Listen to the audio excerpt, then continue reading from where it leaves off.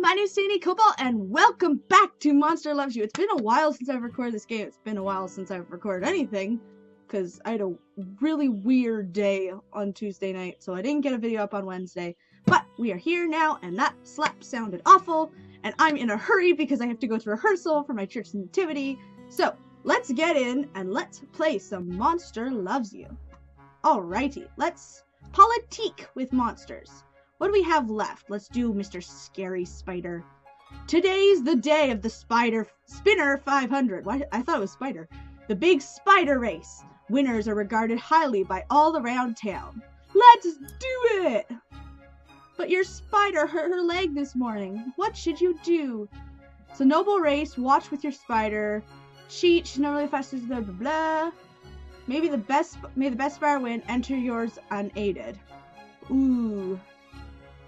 I don't want to hurt my spider. Let's just watch. With a tear and a smile, you and your spider watch from the stands. The spider sucks the butter out of a piece of popcorn and gives you 4 tiny thumbs up at once. Grand! Aw. She rubs her healing leg and says, next year's the year if a bird doesn't eat me.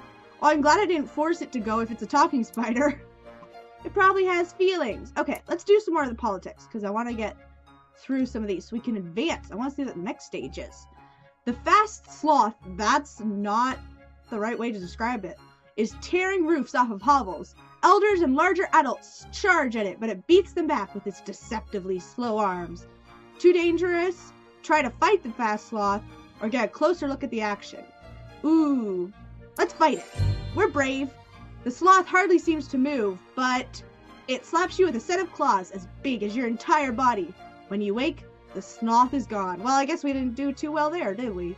Whoa, it really is fast and big. How tall is this sloth?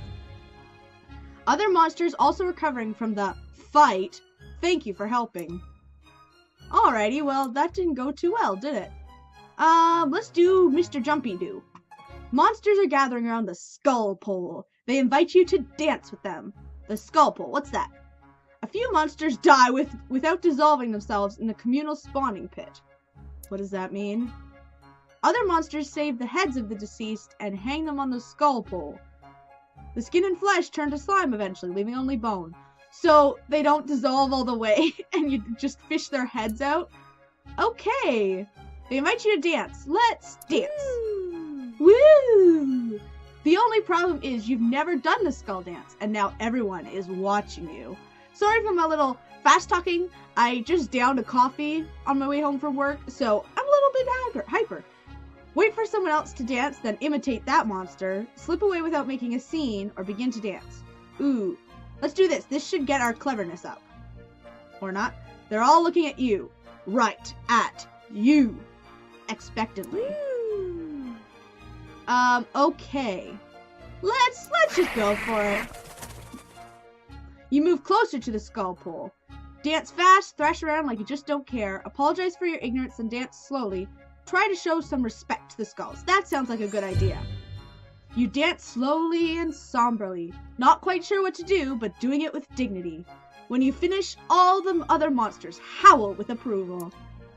Awesome! Sounds like we had a good time. Okay, let's do this. You hear Gritmitten telling younger monsters about the human that almost killed him.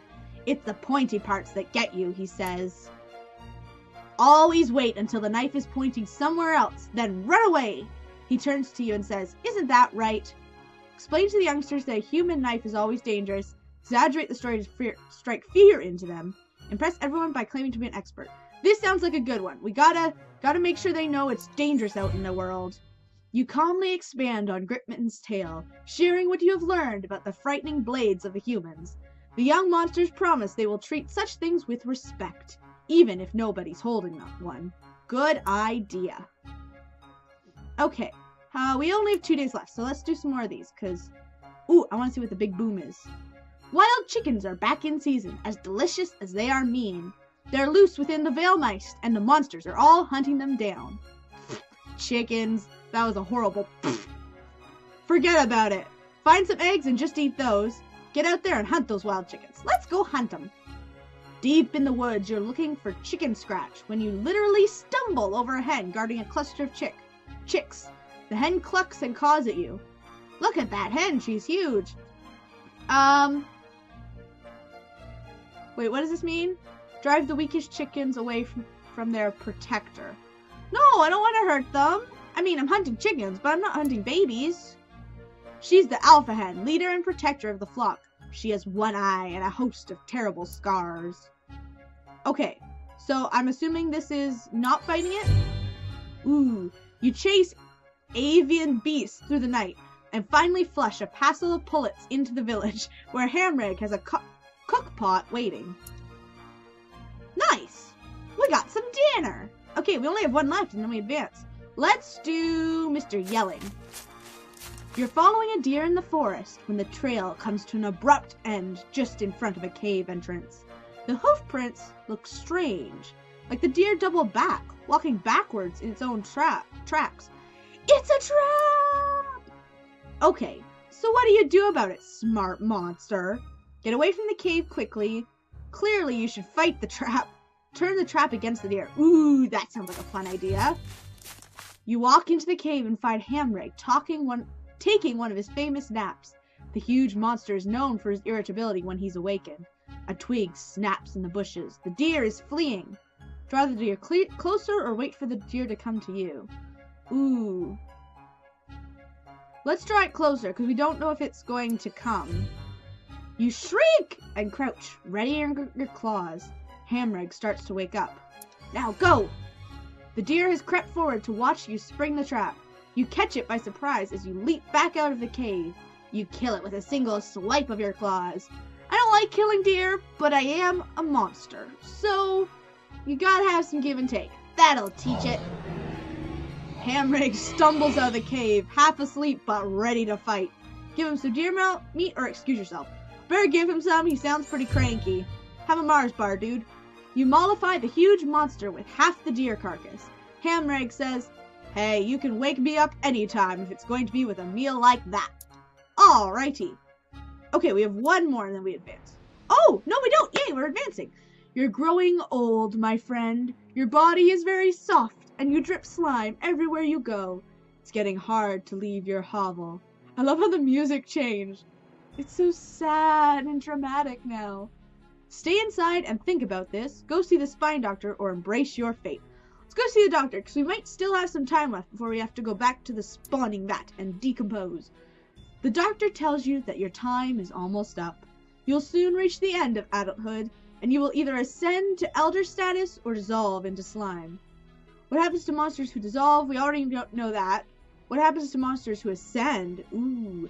Can the doctor do something to stop it? Return to your hovel and prepare. Let's ask this one. Those who manage to ascend become elders and live on to steer the fate of monster kind. Ooh. Let's do this. Let's prepare for it. A group of elders is waiting at the door of your hovel. They've seen your drippings. They know it's time for you to dissolve or ascend. If you used to go with them to dissolve or become an elder. Ask them to come back later. Oh, we gotta do this. The elders of Omen surround you at the spawning vat. They built a fire beneath a small cauldron. Your body is squishy and damp. Examine the cauldron, be tested, try to ascend to elder status, dissolve, or last chance to run. Let's try to ascend, because we might have more to the game. A masked elder comes forward. She says, it's time to decide. All the elders growl and snarl. This doesn't sound very, nice. Sounds a little foreboding. The masked elder claws herself. 3 drops of liquid spatter against the hot bottom of the empty cauldron. Thick vapor rises into the air. Was that blood or slime? Probably both. You can't be sure. Depends on how much she respects you. Ooh, is this where our respect comes in? The masked elder asks, who has already decided the fate of this monster? We have 61% of respect, so that might be better. We might get to elder if it's over 50%. A few of the elders approach the cauldron to add fluid to the collection. The liquid begins to bubble. The masked elder has placed 5 flat stones on the ground before you. She says, choose one. Chance will guide your claw. Let's look at the stones. We gotta decide this carefully. Each stone is stained with old blood and polished. Go away. and is polished by the touch of many a paw. You can't tell one stone from the others. Pick a stone that looks good. I guess that's our only option. As you reach for the stone, someone shrieks in the distance. All eyes turn in that direction. You realize you can peek under the stones if you're quick.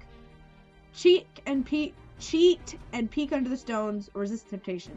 We've got a pretty good honesty level, so I think we shouldn't go back on that now. You wait a moment and the shrieking dies away. All the elders turn back to watch you. It's like a choir behind my head. Choose the next stone. The other side of the stone is etched with a crude glyph. It shows a monster holding one claw up, speaking intently. The masked elder says, "Ah, honesty. But you have just passed that test. Choose the next stone." What does that mean? The other side of the stone is etched with a crude glyph. It shows two monsters fighting. The masked elder says, "We will test your ferocity." Two large monsters seize you from behind. They growl and try to pull you apart. Fight them both or attack just one monster. Ooh, I don't think my ferocity... that word is going to kill me in this series. We're going to have to do this one, because I don't think that stuff is very high. Are you sure? The other one may strike you down from behind. Yeah, we're going to have to go for it. It happens just as you feared. While you're tearing into one monster, the other picks up a rock and clouts you from behind, stunning you. Shake your head. You'll be okay in a second. One elder adds a few drops of fluid to the cauldron, but most of them keep hooting. Charge at the cauldron. You hold the cauldron, which contains the portentous infusion. It's heavy. Look in the cauldron or drink the portentous infusion. If there's enough blood in it, you'll ascend. Is there enough blood in it yet? Can I do this without affecting it? It's half blood and half slime. At least some of the elders support you. Okay. Well, okay, and now I only have the one choice. You drink the bubbling concoction, then belch. And howl, your body solidifies almost instantly. You are an elder now! Yay, we did it! We get to ascend. Ooh, our stuff is really high. Wow. Goodness sakes. Is that a cleverness? Yeah, I think that's cleverness. Yay! You are now an elder. You are welcome in Znak, the oldest of the monster towns. Oh, I didn't get to see those. In this stage of life, if you play your cards right, you'll be able to affect both the way monsters view humans and vice versa. Use your powers of persuasion wisely. Ooh. So this is our human standing and our monster standing? Politic or jury decarment? Okay, let's do a couple. Because we're only 10 minutes in-ish. Puddle. The docks are fun. They smell like home. You're napping on a fish net when you overhear a human talking. Where have they all gone? If there's no fish, this fisherman is done for. Are the fish hiding from the humans? Maybe they are. Then again, they're fish. You know where they are, and you could tell him. Not that a human is likely to trust one of your kind, but perhaps you could give him a clue. Okay, tell him what you know about fish. It requires honesty, which we have. Add the location of the best fishing grounds to his charts. Ooh, that's cool. We've got a lot of cleverness. Punch a hole in his boat. Let's do this one. You draw a circle of currents and waves over the inlet where the fish spawn, then make a noise to draw his attention. Watch as he discovers your work. Why is it upside down? Dude, you're not a bat. The fisherman looks at the map. Stroking his beard, he mutters, "Maybe," and starts the engine. From the docks, you watch him sail towards the inlet. You think he's going to be all right. You're a genius. Okay, so we raised the way humans view us. Nice. Let's do Mr. Sleepy.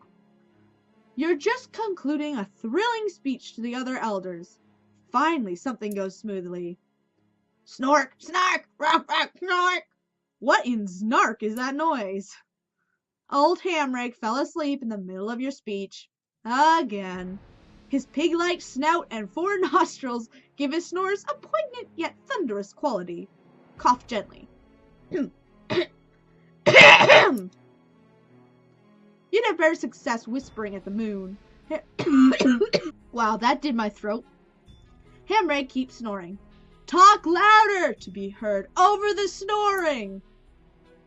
Hamrake wakes up. He looks around and says, "You know, humans are pretty nasty. They sharpen rocks and cut things with them. Also, they kill each other all the time. Explain that humans don't do that anymore. Establish authority fighting him." I don't want to fight him. Agree with Hamrake that humans are primitive creatures. Ooh. Let's try and do this. I want to try and get the monsters to see humans as good. Maybe we can find a new era of peace. Ooh, nice. You remind everyone that Hamrake's information is far out of date. Humans forge knives now, and they only rarely kill each other. The old snouter says, "Suppose you're right." I don't know if I gave him a consistent voice or not. Okay, let's do a Heely one. I like the Heely ones. You're in a secluded hiding place near the park. Suddenly, you see a human grab her stomach and fall over. Is she playing a joke? Now's your time to shine, just watch. Is this gonna mean we're not doing anything? Let's just do this. She might be just joking. Not unless it's on herself. There's no one else around. Sickness is often the same in monsters and in humans. Let's do this one. I think the other one is just not doing anything. That's the spirit. What will you do? Be like the spine doctor. Doctor her good. Risk being seen among the humans to help her. Ooh. Let's doctor her. I don't think my bravery is super high. You lay her down on her back gently and feel her belly. This rumbling calls for milkweed, a sure settler of such complaints. Is she just hungry? We'll go find some. You dash into the park where you find a few pods of the stuff. Using your claw, you cut open the pods and drain the contents into the human's mouth. Isn't milkweed poisonous to humans? She moans and tries to push you away, but you hold her still and keep the medicine coming, just like the spine doctor taught you. I think we're gonna kill her. Oh, or not. Success! The human is soon standing unaided. Other humans come to help her, but she hardly needs their assistance. Off you go! Yay, that was good. I got advanced neurosurgery. The human brushes milkweed fluff from her chin and looks around for her savior. You're sure she's watching as you lope away. Aw, that was nice. We're doing really well on these. So the humans are starting to like us. Let's do this one. You watch as an elderly human tries to fix his house. He looks up at the leaky roof with a sigh, and it starts to rain, and goes inside. How bad is the leak? Looks like a trickle of water will get into the attic from this storm. It might do some damage to the human's house. He also left his tools out. Steer clear is too dangerous. Brave the rain and danger to repair the roof. Kindly protect his tools from the rain. It's only letting in some of the rain. Fix it. Fix it. Let's see if we can do this. I don't know if we have enough bravery, but I think we do. Success! Yay! The human hears hammering above. He emerges just as you leap away. The repairs finish. Oh, that was nice. Hey, look! Our humans like us. Okay, let's do one more for the monsters. Excuse barking and noise upstairs. Of course my family's home. Elder Riddy wants to stop... Body quiet! Elder Riddy wants to stop using electricity from the humans. Just ignore it. It's making us less monstrous, he explains, and it is a human thing through and through. You happen to know a bit about electricity. You shuffle forward and raise one claw, clearing your throat. All the elders turn to look. Riddy says, "Ah, you agree with me." No, describe why electricity is the great, and we have honesty for that. Show how violent electricity is. No. Agree with Riddy. Electricity is useless. No, it's great and it can advance our society. You explain your point of view. Some of the younger elders start talking about doing more with electricity than just keeping things cold or well lit. Keeping them cold. Explain what you know about electricity and the good and the bad. You describe some of the things you've seen. Boxes with moving pictures, ways to send messages by clicking one's fingers on a board. Click, click, click. The other elders believe you. Of course they do. You're not thought of as a liar, after all. We have lots of honesty. They're fascinated. The group agrees to look into new ways to use electricity for the benefit of monster civilization. Riddy hisses and stalks away. Look how cute I am. I kind of thought I'd evolve more. Like, this guy looks like me, but weirder. Okay, we're gonna do one more And let's do one more with monsters, because we have to get our standing up a little bit higher. Greed Blitz, puffed up with multi-syllabic importance, addresses the other elders. My fellow monstrin, he begins. I propose we meet the humans halfway. What, in that meadow near the forest? You know, the one that's like 5 miles from here and then 5 more miles to like the human village. It's like halfway between us humans. Get what I mean? Anyway, no, he clears his throat. I think we should learn from them and adopt human ways to become more civilized. Agree and explain some human innovations? Yes, I've learned much watching their hunters. Here, start an exploratory committee to look into the matter. Yes, we should use their tricks against them. I think this one's a good one. You make a persuasive case. Under your tutelage, the other gathered elders learned much about organization governing. The human way. Are we gonna turn more human, though? We're doing really well on these, though. I like it. But I'm gonna leave this episode here. I like all the different monsters.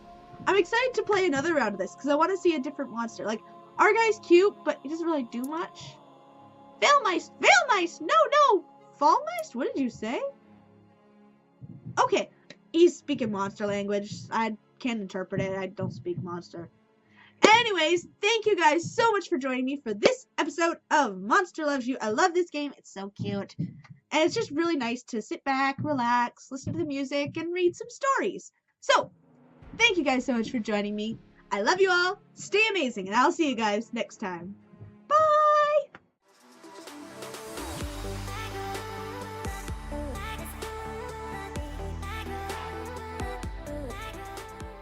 Sorry if this episode was really random and hyper and fast, because I am very hyper, and I'm gonna crash later.